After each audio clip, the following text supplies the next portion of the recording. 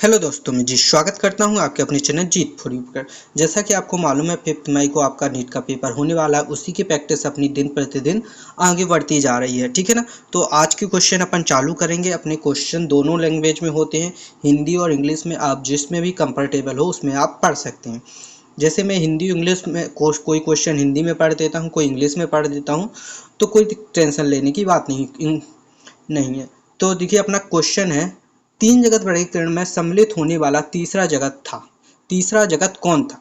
Protista. ठीक है ना। कौन सा था तीसरा जगत? Protista. Third kingdom induced in 3 kingdom classification was protista. Okay. और हाँ, इसकी पीडीएफ फाइल के लिए आप मेरे टेलीग्राम चैनल को ज्वाइन कर सकते हैं। टेलीग्राम चैनल का नाम है जीत फॉर यू। और आपको किसी भी क्वेश्चन में डाउट आता है तो आप कमेंट करके पूछ सकते हैं, ठीक है ना। अगला क्वेश्चन है, 4 जगत वर्गीकरण किसने प्रतिपादित किया? यानी कि who propose the 4 kingdom classification? किसने प्रतिपादित किया? कॉपलैंड ने। ठीक है ना। किसने प्रतिपादित किया? कॉपलैंड। अगला, दिए गए वर्गीकरण के लिए आर.एच. व्हिटकर के द्वारा दिए गए मानक के संदर्भ में विषम विकल्प का चयन कीजिए।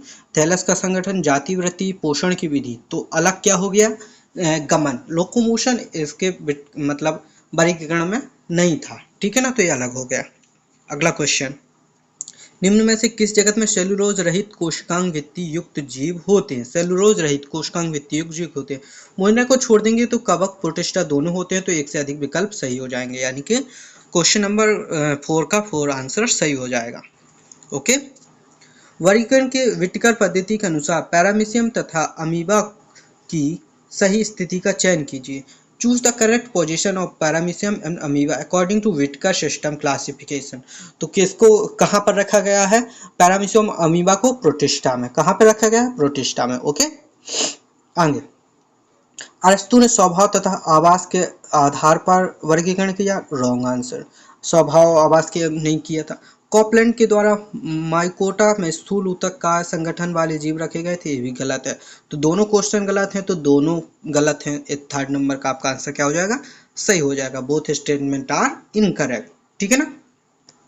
आगे चलिए, व्हिटकर पद्धति के अनुसार दिए गए जीव कितने जगत से संबंधित हैं? तो अपन को बताना है कितने जगत से संबंधित हैं। जैसे क्लोरेला, ये अलग जगत में आएगा। क्लोस्ट्रीडियम एंड यूग्लिना, ये अपना प्रोटिस्टा वाले में आ जाएगा, ठीक है ना। क्लेमाइडोमोनास, ये एक में आ जाएंगे। साइकस। तो टोटल कितने होंगे? 1, ये यहाँ से 2 और 3 जगत से संबंधित हैं, ठीक है ना। 4 नंबर का आपका क्या हो जाएगा? आंसर हो जाएगा। रसायन संश्लेषी स्वपोषी पोषण की विधि वाले जीव निम्न में से कौन सी जगत में सम्मिलित हैं? कौन है? Which of the following kingdoms induce organism with chemosynthetic autotrophic mode of nutrition? Autotrophic mode of nutrition Monera, ठीक है ना।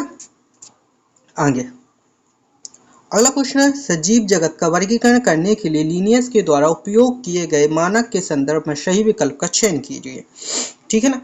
कौन कौन सा हो जाएगा? संकुचन, संकुचित रिक्तिका, बॉडी ऑर्गेनाइजेशन नहीं होता, कोशिका भित्ति, बाहरी उद्दीपन के प्रति क्रिया, ओके, गमन नहीं होता है, गमन होता है, गमन भी हो जाएगा, यानी कि लोकोमोशन। सेल टाइप ए नहीं होता है, तो कौन सा हो जाएगा? ए 4 वाला, ए सी डी ई, ठीक है ना। ए आ जाएगा अपना। ओके, ए नहीं होगा। आगे, जीवन के 3 डोमेन किस पर आधारित हैं? 16 एसआरएनए, ये बहुत ही इंपॉर्टेंट क्वेश्चन है। वेरी वेरी इंपॉर्टेंट क्वेश्चन है। ये कहीं भी पूछ सकता है अपन से, ठीक है ना। दिए गए कितने भी लक्षण मोनेरा के प्रारंभिक केंद्रक से संबंधित हैं?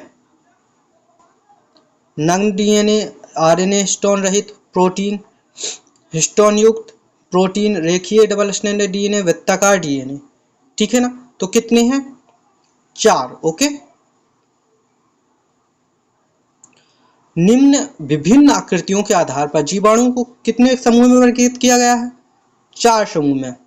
जैसे कि विब्रियो स्पाइरुला, 4 समूह है ना, आपको याद, उनका आकार पूछा जाता है।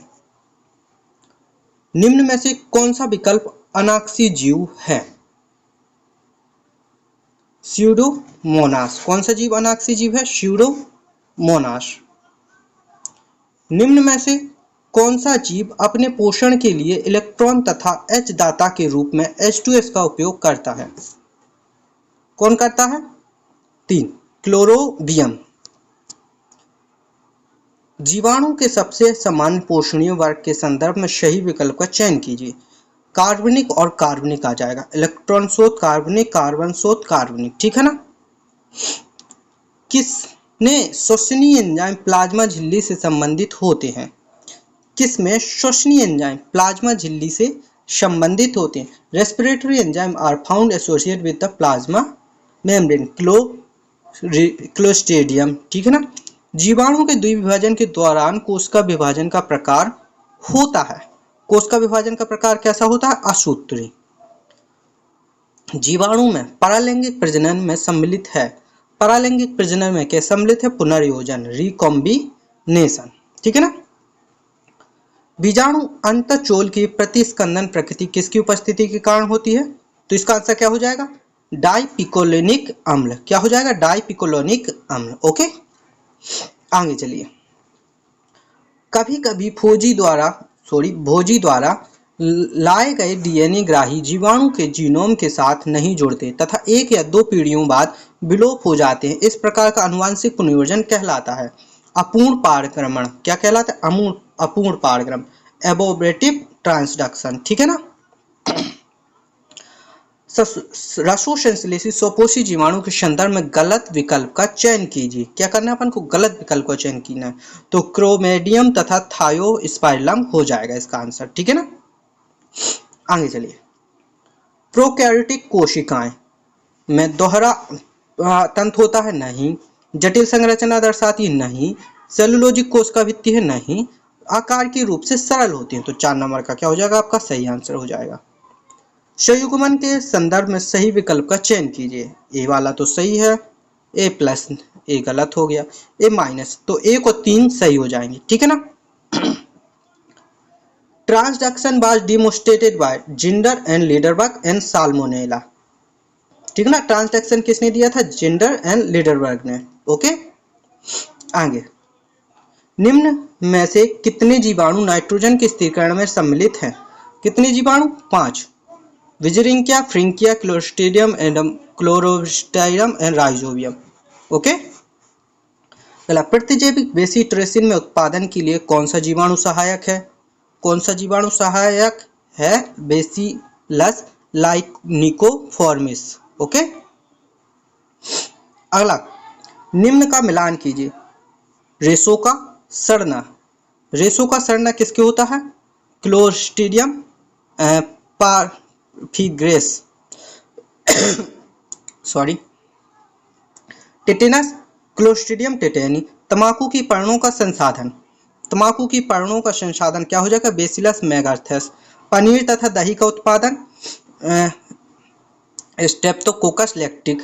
पेट्रोलियम प्रदूषण का नियंत्रण स्यूडोमोनास पुरीडा, ठीक है ना। तो इसका आंसर कौन सा आ जाएगा? 3rd वाला इसका आंसर आ जाएगा। तो आज की वीडियो में केवल इतने ही क्वेश्चन देखेंगे। ये रही आपकी आंसर की, इससे मिला लेना। किसी भी क्वेश्चन में आपको डाउट है तो आप कमेंट कर देना और इस वीडियो को ज़्यादा से ज़्यादा शेयर करना ताकि आपके दोस्तों की भी हेल्प हो सके। वीडियो को लाइक और चैनल को सब्सक्राइब करना ताकि हर आने वाली वीडियो का नोटिफिकेशन आपको मिल सके। मिलते हैं ऐसी अगली वीडियो में, तब तक के लिए धन्यवाद।